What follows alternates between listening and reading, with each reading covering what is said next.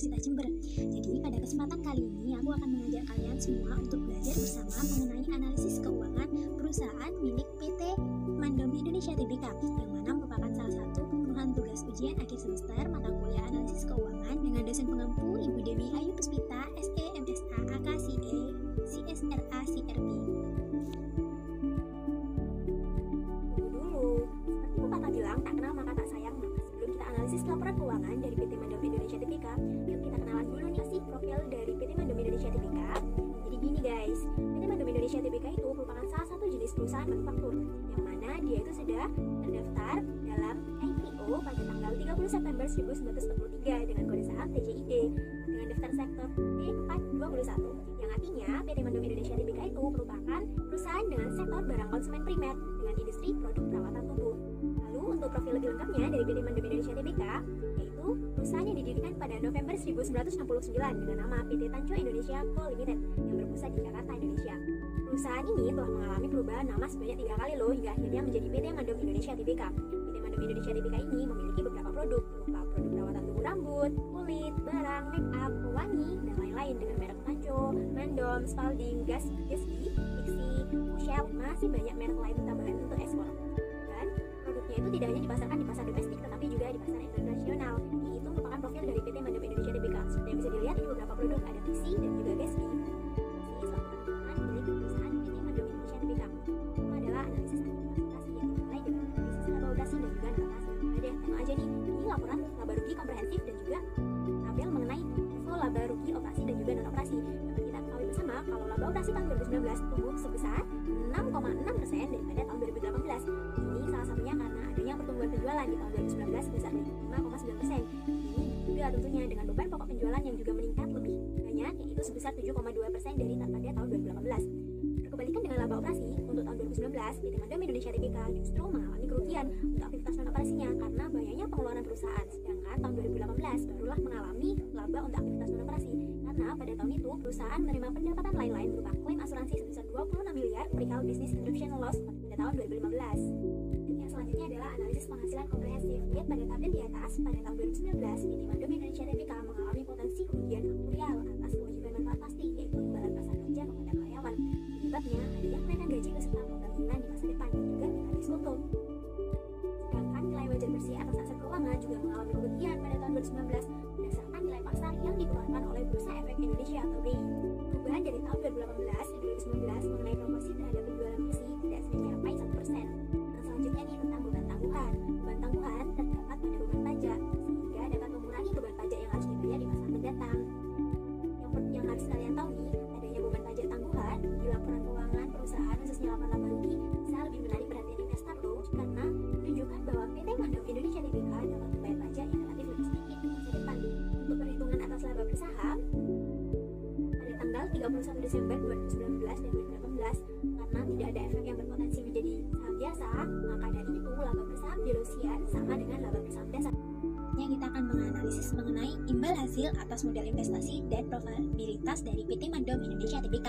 Kita bahas satu persatu juga ya. Yang pertama dari analisis imbal hasil atas aset operasi neto atau sering kita dengar sebagai RNOA.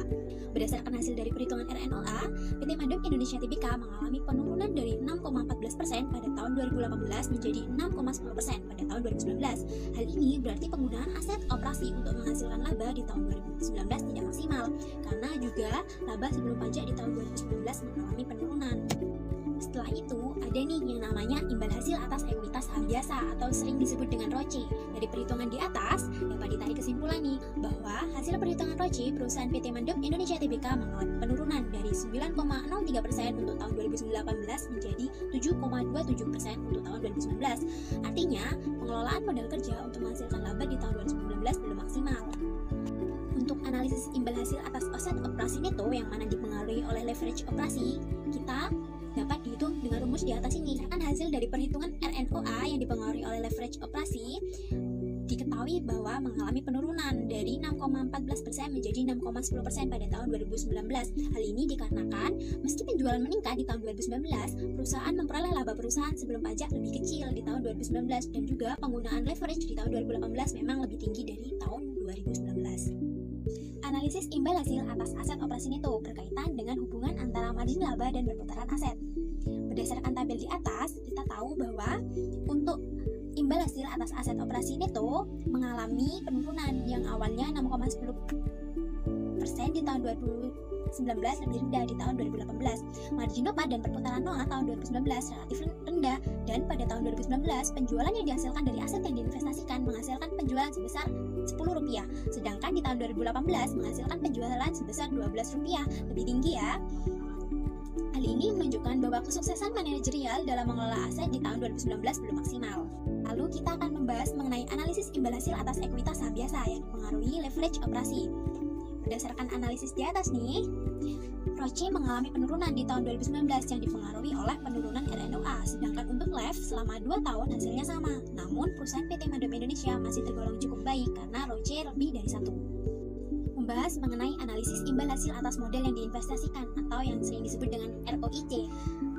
Kesimpulannya adalah ROIC PT Mandop Indonesia Tbk mengalami penurunan dari tahun 2018 ke 2019. Hal ini menunjukkan bahwa tingkat profitabilitas dari uang yang diinvestasikan ke perusahaan juga mengalami penurunan. Nah, kita kan sudah sering dengar nih mengenai laporan arus kas, tapi bagaimana analisisnya? Jadi, sekedar informasi, PT Mandop Indonesia Tbk dalam penyusunan laporan arus kasnya menggunakan metode langsung. Yang pertama, kita membahas mengenai analisis rasio kecukupan arus kas. Berdasarkan perhitungan di atas ini, perhitungannya menggunakan data selama 3 tahun loh, dari tahun 2017, 2018 hingga tahun 2019, yang mana mampu menghasilkan kos operasi sebesar 59% untuk mendanai kebutuhan kas operasi perusahaan. Hal ini menunjukkan kinerja manajemen yang cukup baik karena telah melampaui batas minimal yaitu 50%.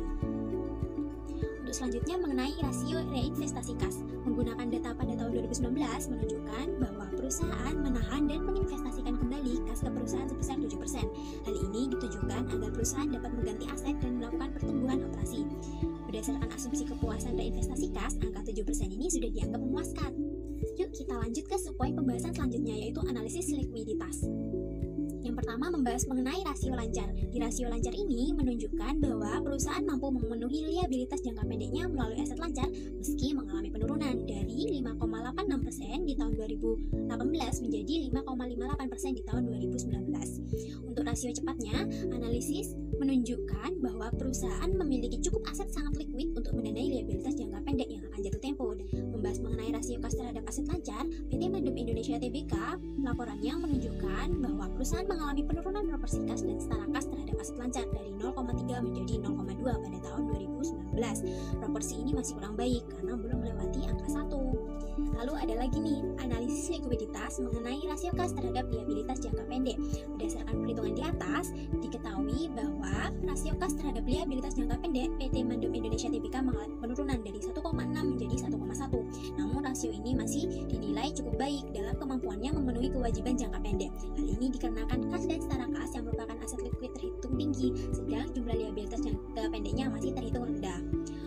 Untuk perputaran piutang usaha mengalami penurunan juga dari 1,62 menjadi 1,68. Hal ini dikarenakan rata-rata piutang lebih tinggi di tahun 2019. Untuk ukuran perputaran persediaan berdasarkan perhitungan dan mengalami kenaikan dari 3,62 menjadi 3,67 di tahun 2019. Hal ini dikarenakan adanya kenaikan beban pokok penjualan serta rata-rata persediaan yang juga lebih tinggi di tahun 2019. Mengenai analisis solvabilitas perusahaan PT Mandop Indonesia Tbk. Pertama mengenai total utang terhadap ekuitas. Dapat diketahui bahwa perusahaan mengalami penurunan nih dikarenanya adanya penurunan utang di tahun 2019. Ini sebenarnya merupakan hal yang baik karena perusahaan artinya memiliki cukup pendanaan internal untuk membiayai kegiatan operasi perusahaan. Untuk utang jangka pendek terhadap ekuitas, perusahaan mengalami penurunan juga dikarenakan adanya penurunan utang jangka panjang di tahun 2019 dengan rasio sebesar 3,34% di tahun 2018 menjadi 2,80% di tahun 2019. Membahas mengenai cakupan laba terhadap beban tetap milik PT Mandop Indonesia Tbk cukup besar, karena dalam laporan keuangan untuk beban tetap hanya tercatat pada bunga dari deposito berjangka dengan persentase yang menurun dari tahun 2019 ke 2019 yaitu 29 menjadi 44, dan cakupan laba ini masih jauh lebih tinggi dari tahun 2018 yang awalnya 3.461 menjadi 4.012. Setelah membahas mengenai cakupan laba, kita juga akan membahas mengenai arus kas terhadap beban tetap. Pada perhitungan analisis laporan keuangan milik PT Mandop Indonesia Tbk mengalami peningkatan yang awalnya sebesar 2.618 di tahun 2018 menjadi sebesar 2.631 di tahun 2019. Hal ini menunjukkan bahwa perusahaan memiliki cukup arus kas untuk membiayai beban tetapnya. Di pembahasan analisis terakhir nih mengenai analisis kesulitan keuangan perusahaan. Jadi pada kesempatan kali ini saya menggunakan mode Altman Z-Score yang mana ini dapat menunjukkan 5 analisis, yaitu yang pertama likuiditas, 2 usia perusahaan dan profitabilitas kumulatif, 3 profitabilitas, 4 struktur keuangan, dan yang kelima yaitu tingkat perputaran modal dengan menggunakan 5 variabel yaitu X1 hingga X5 dengan rumus masing-masing seperti di atas. Berdasarkan perhitungan menunjukkan bahwa di tahun 2018 dan 2019 hasilnya masih di atas 6 yang menandakan bahwa perusahaan PT Mandop Indonesia Tbk menunjukkan profitabilitas kebangkrutan yang rendah. Nah, kita kan sudah belajar bersama nih mengenai analisis laporan keuangan perusahaan milik PT Mandop Indonesia Tbk. Jadi, yang bisa kita simpulkan bersama yaitu mengenai rekomendasi hasil analisis untuk kreditor dan juga investor. Karena mereka merupakan salah satu pengguna dari laporan keuangan perusahaan. Yang pertama dulu nih, untuk kreditor, berdasarkan analisis laporan keuangan milik PT Mandop Indonesia Tbk, apabila perusahaan mengajukan pengajuan kredit dapat dinilai layak. Karena pada dasarnya pihak kreditur akan menerima permohonan kredit berdasarkan analisis kredit. Dapat dilihat bahwa PT Mandop Indonesia Tbk memiliki struktur modal yang cukup baik dan sederhana.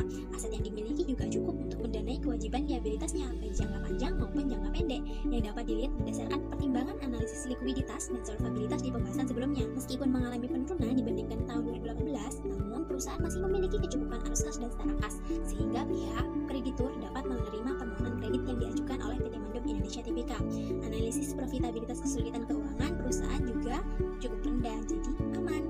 Untuk pihak investor, berdasarkan analisis, imbal hasil dan return yang akan diterima itu menguntungkan.